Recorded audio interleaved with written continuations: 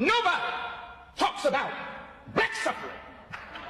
We don't own CNN, ABC, NBC, CBS, Fox Broadcasting. You can tell your story. And when you tell it, nobody accused Jews of teaching hatred against Germans. You're just teaching remembrance. Remembrance so that it will never happen again. But when I remind my people of what we have suffered at the hands of white people and still suffer, that's a hate monger. He's living with hatred. How is it remembering for you what hatred for me? No, it's the same thing. I want my brothers and sisters to remember. In fact, to remember means that it once was in your mind and you forgot. No, it never was in your mind because you don't even know what happened to you.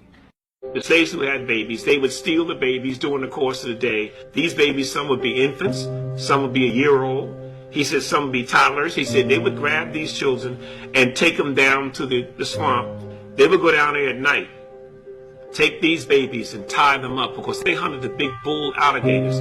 These big bull alligators were not raised on farms. They were in the wild. These alligators would weigh 600, 700, 800 pounds. Those are the ones they wanted. He said, but what they were doing was tie them up, put a rope around their neck and around their torso, around here, and tie it tight. He said, I said, well, what would the babies be doing? He said, well, my grandfather said they'd be screaming. He said, what would you do? He just said, just let them scream. He said, what they would do, he would help them to chum the water. He said, when they would throw the babies in, tied to this rope, he said, in a matter of minutes, he said, the alligators were on them. He said, the alligators would clamp his jaws on that child.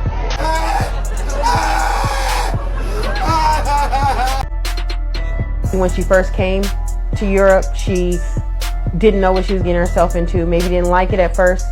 Maybe realized she was making some money, got enjoyment in it, but then started to numb herself like you see a lot of women who are in the modeling business or strippers, and some of them do numb the pain of that reality.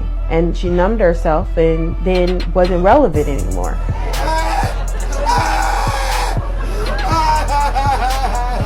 So then what was next after not being relevant? Prostitution.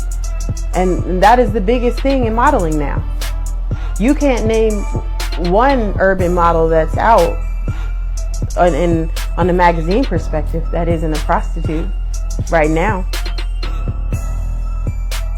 I don't knock them because it's a hustle, it's money. And that's the way women today are being taught to make their money.